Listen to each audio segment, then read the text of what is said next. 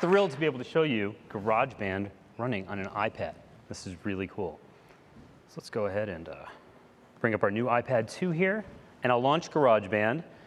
And the first thing you see is an instrument browser. So these are all the touch instruments Steve just mentioned. And you can just swipe to tap through them, and it's incredible. They turn the iPad itself into a musical instrument that you can play wherever you go. And I'll go ahead and bring up a keyboard to start showing this off. And you can see this beautiful grand piano comes up and it fills the display. And the keyboard's not just a grand piano. I can tap on that icon right in the middle there, and you can see all the sounds that are built in. There are organs, electric piano, clavinet. Look at this, a whole bunch of great synthesizers that are really, really fun to play. But let's stick with that piano for now. And the GarageBand piano shares a lot of the qualities of a real grand piano. Of course, we see a bunch of black and white keys, and we can just tap right on the iPad's display to play them. Right? But a real piano also has a sustain pedal. And without a sustain pedal, when you tap on a note or play a note and then let go, it stops sounding. So we have this button here that we can tap and hold whenever we need sustain, or we can even slide and lock that into position. And now, sustain is just on and ringing all the time, which is cool. Now, another important quality of a real piano is that you can play a piano with dynamics. So what does that mean? It means that a note sounds different when you tap it soft or when you strike it really hard.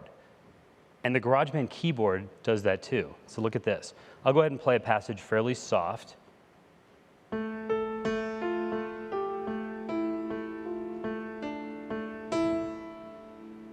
Or I can strike it hard. And you can hear the difference. So how do we do that? Well, iPad has an accelerometer built in, and we use that to measure the force that my finger strikes the display. So GarageBand knows if I tap something really soft or really hard. And we use that throughout the app, and that lets us create these instruments that are incredibly expressive and fun to play. Now, we're only seeing some of the keys available to us because this is just a window into a much larger, full-range piano. And we can move up and down the registers of that piano with these octave switches on the left side of the screen. So if I tap it down a couple times to -2, there's how we play a lower note. And I can show this off by playing the same 3 notes, and we'll tap up through the octaves. Right? So no problem accessing all the notes on this piano. Now, as I mentioned before, it's not just a piano. Some great sounds here, and let's bring up the classic rock organ. First thing you'll see is that the look and the personality and the controls completely change to match a real B3 organ. And I can just go ahead and play that. Right? And then you would expect the controls that you would have on a real organ. Things like these drawbars that affect the tone. So as I play a chord, I can move these. And see that rotating speaker at the top? I can even speed up the speaker. Right? Just incredibly realistic, and we built all those controls into the instruments because they're important. So we'll check out one more sound here on the keyboard, and we'll go to our synthesizers. And let's bring up 50 Sci-Fi.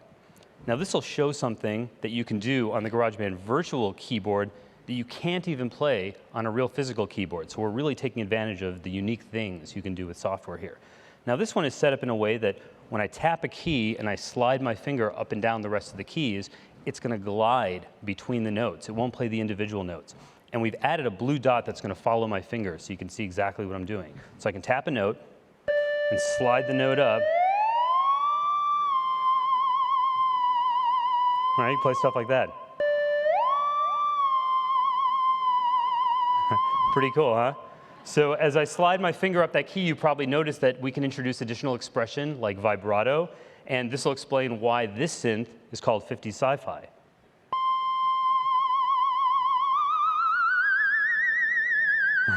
They're coming. So super fun, really realistic, and a lot of things we can do in software that you can't do in the real world. And if I go back to the touch instrument browser, just to remind you, all that is just one instrument. That was the keyboard. And we have all these touch instruments built in. We won't have time to show them all, but let's take a look at a couple more. How about some drums? So GarageBand will put you behind the seat of a virtual drum kit, and you can just bash away on your iPad.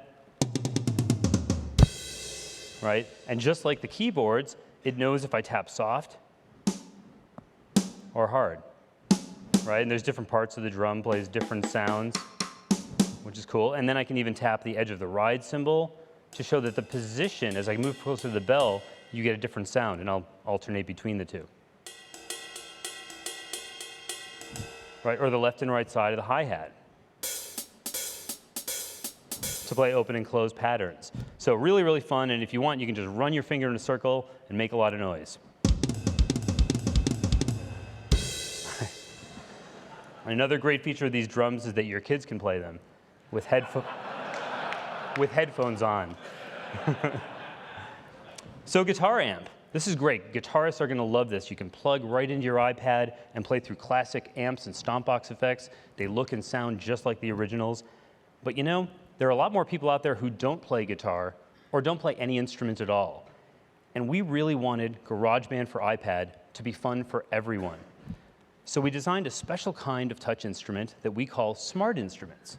Now, these smart instruments are designed for you to be able to have fun, be musical, even if you've never played a note in your life. And we have smart guitars, smart keyboards, smart bass, smart drums. But let's bring up the smart guitar and show you what it does. So here you can see an acoustic guitar, but one that everybody can play. We have some chords along the middle there, and we've pre-picked all those chords, and we know that they work together, so we do that for you. You don't need to know anything about music. You just take your finger, pick a chord, and then just strum your iPad. Right? They all sound good together.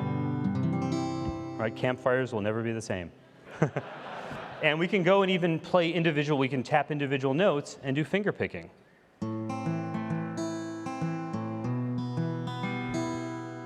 Right, so super fun. And here's a little trick that I like to show is that you can lay your hand across all the strings and that dampens the guitar strings. So just the realism and expression in these instruments are so much fun, yet incredibly easy to play. Now, if we want it to be even a little bit easier and have GarageBand do the finger picking or the strumming for me, a lot of these smart instruments have this autoplay dial. And I can just go ahead and dial up a pattern. The strings fade away. Now I have these big bars, so the only decision I make is which chord do I want to play. And look what happens with one touch of a finger when I tap on one of these chords. Just choose any chord. Isn't that cool? I just tap again, and it's that simple to play parts. So in a lot of ways, these smart instruments, they're kind of like musical training wheels. They make it so you really can't play a bad note. Now, the next thing is recording. Let's say we have an idea and we want to capture it so we can hear it later. Recording in GarageBand for iPad is incredibly simple. You can see right at the top of the screen that bright red button. That's in every touch instrument. So all we have to do is tap on it. We'll get a count in. I'll just play the part again.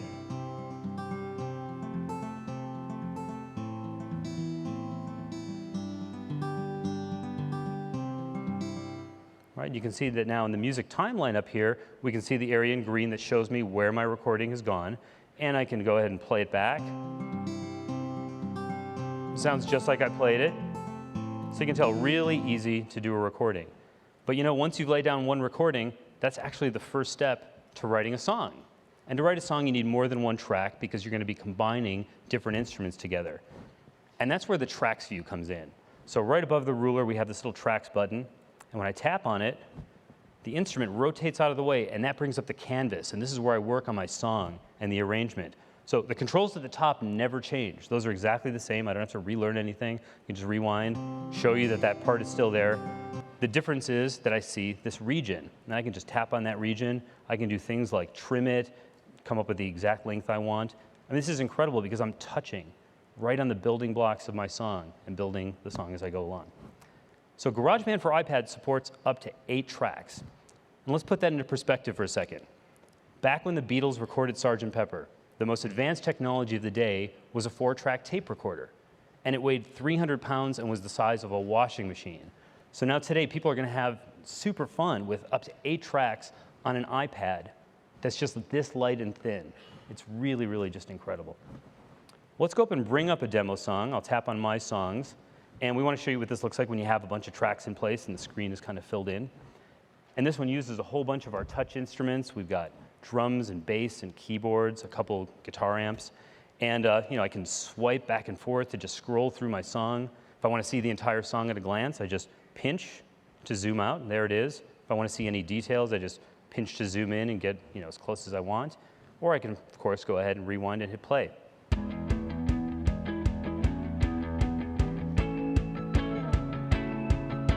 And here's something really cool. I can swipe over the track icons and look what happens. I get a mixing board. So now I can go in and fine-tune the levels of my track, get everything just right. I can solo a track. There's one of our smart guitars strumming along with the track, and it's a little quiet, so let's bring up the volume so you can hear it. The smart guitar, back it off. Bring the rest of the instruments back.